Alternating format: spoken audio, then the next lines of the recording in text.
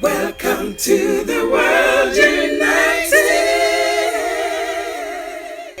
Welcome to the world united. You should be right now seeing the picture of Daniel Bruce Levine. Danny Levine actually snuck in earlier and gave us already some tidbits of wisdom. So Danny, I'm looking forward to hear what you have to say. But let me tell you a little bit about Daniel Levine. Daniel Levine walked away from an opportunity to run $1 billion business, to hitchhike around the world to find happiness and inner peace. He studied in a cemetery for 5 years and left one day before becoming a rabbi, and he's lived as a monk in a monastery for 10 years. As director of business development, he grew Hay House from a $3 million a year in sales to $100 million a year in revenue. Levine is a rare blend of businessman and mystic who sees what others do not see.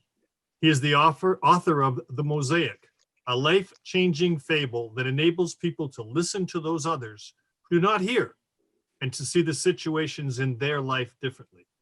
To learn more about Daniel Levine, you can go to www.danielbrucelevine.com.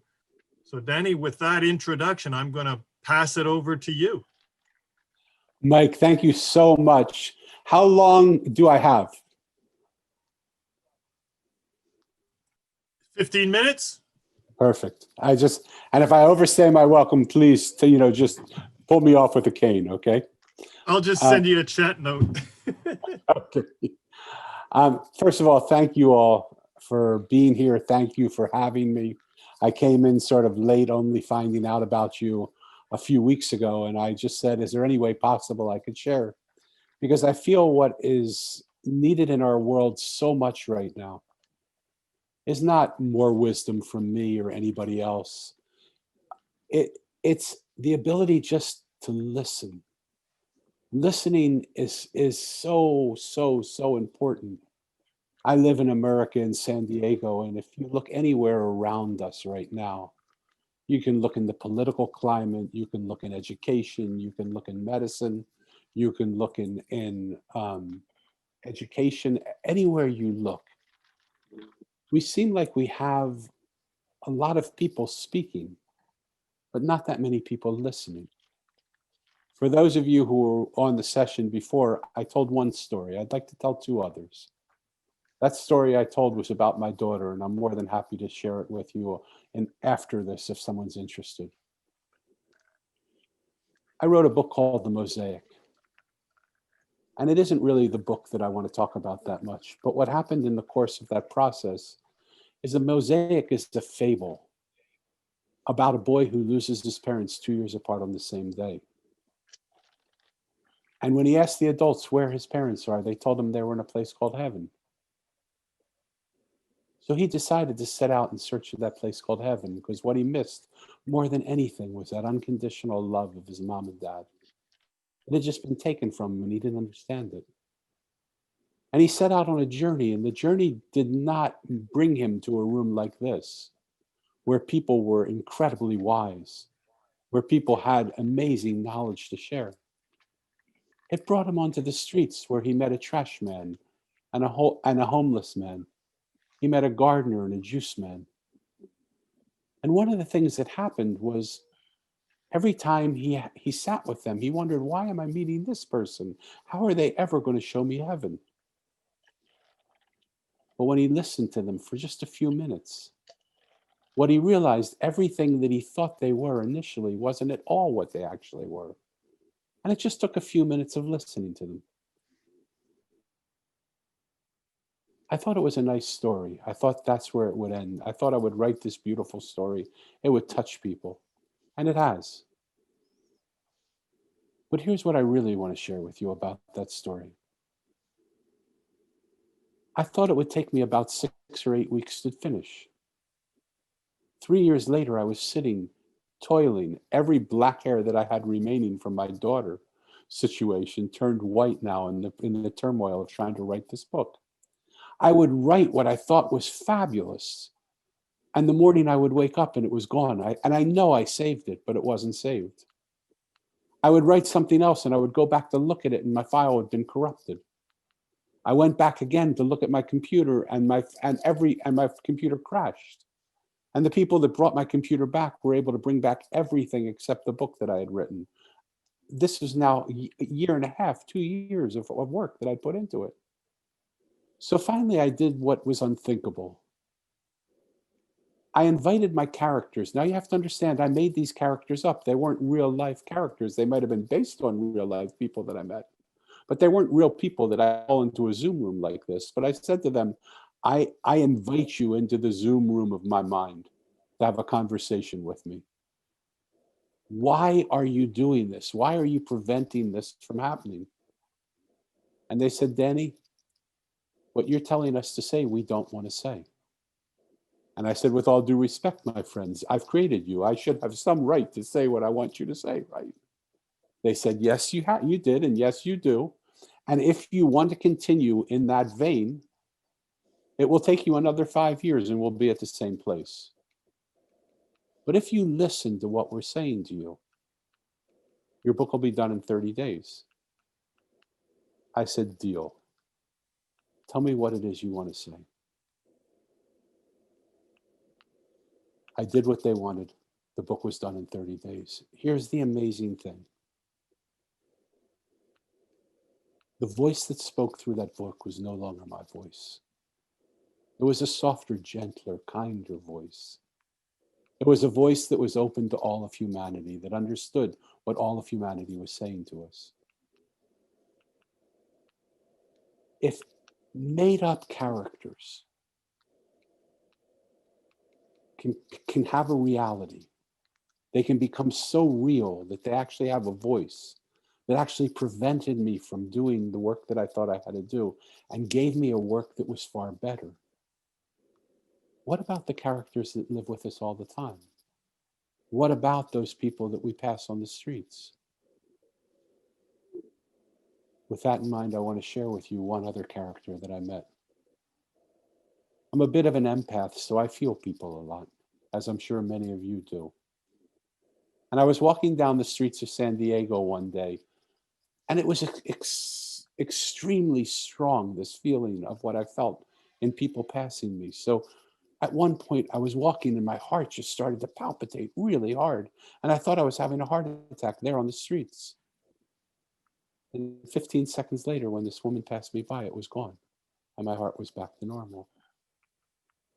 2 minutes later, I was walking down the street and I saw a man leaning all his weight on a cane. And suddenly my legs gave out. There was so much pain in my legs, I fell to the ground. About 45 seconds later, as he moved past me, my legs were fine again. And I thought, this is unheard of. I've got to get off of this street.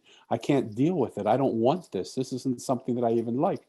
I got to get off of this street. And I moved to the curb to where the pavement meets the building. And there, sitting there, was a man by the name of Corey, a homeless man. And when I walked up to him, he said, no, this is my corner. You can't come here. This is my corner. This is mine. I said, my friend, I don't care. I've got to sit here with you. Whatever you're experiencing, I'm more comfortable with you than I am out there. He said, but I'm not going to make any money if you're sitting here. I said, how much will you make in the next half an hour?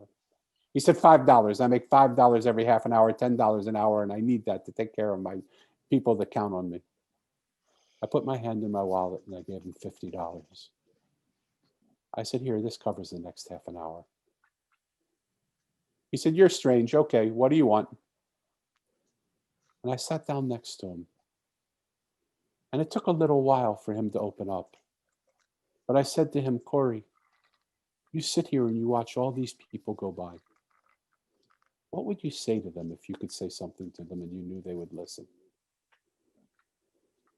He said, Danny, you've told me a lot of stories. I want to tell you a story. I said, please. He said, I hate being homeless. I'm embarrassed by it. I'm ashamed of myself. And I hate the life that I'm living.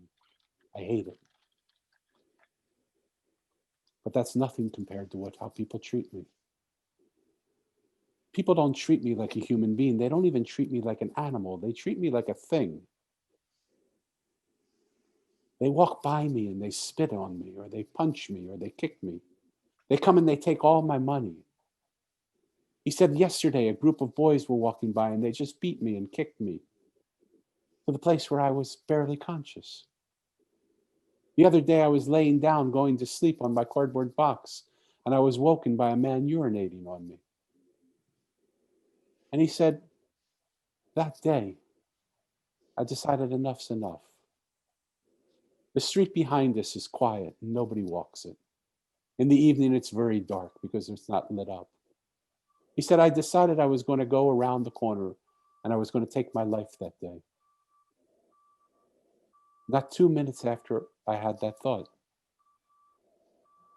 a man in a three-piece suit came up next to me and put his hand on my shoulder and said, how are you, brother? And Corey said, not now, sir. You don't want to know how I'm doing. Please just keep walking. You can't do anything. Nothing you're going to do is going to help. Please just keep walking. And he said, there's not a chance I'm going to do that. And he sat down next to me and held me. He said, Danny, I don't know what happened, but I started crying into his shoulder, crocodile tears, big tears. And he said, it's okay, tell me. He said, you know something, it only took 10 minutes, Danny. 10 minutes of him being there with me. He didn't try and change me. He didn't try and convert me. He didn't try and fix me. He didn't try and help me. He didn't try and uplift me. He just sat there and held me and listened to me. If I could talk to the people walking by me, what I would say to them is take 10 minutes out of the course of your lifetime and go up to someone you don't know and ask them, how are you? And just sit and listen to them. He said, Danny, I wish that man would have come back again because I wish I would have been able to tell him that on that day he saved my life, but I've never seen him again. Well, you know, they have something called the butterfly effect. The flapping of Corey's wings made wind in my mind. And I made a decision that day that wherever I spoke, wherever I was, whether I was on a podcast or in front of an audience or speaking to a million people or 100 people or 5 people, I was going to tell Corey's story and give people the challenge to ask to do what Corey wanted them to do. Corey doesn't know this, but I've spoken to millions of people now I've given the challenge that Corey said. And those millions of people may have taken 10 minutes out of the course of their life to listen. So I invite all of you here to take 10 minutes out of the course of your lifetime. 10 minutes in the course of a lifetime is nothing. And go up to someone you don't know or someone you do know and just say to them, how are you? And just listen to them. We don't need to change the world. We just need to open up and embrace the world. We just need to love each other enough that we listen to each other, that we love and accept each other, that we listen and hear each other, and we acknowledge and validate each other. That's the revolution of listening I'm starting, and I welcome all of you to come aboard. You don't even need to contact me. All you need to do is just start doing it. May we find unity through the simple action of listening. Thank you, and God bless you.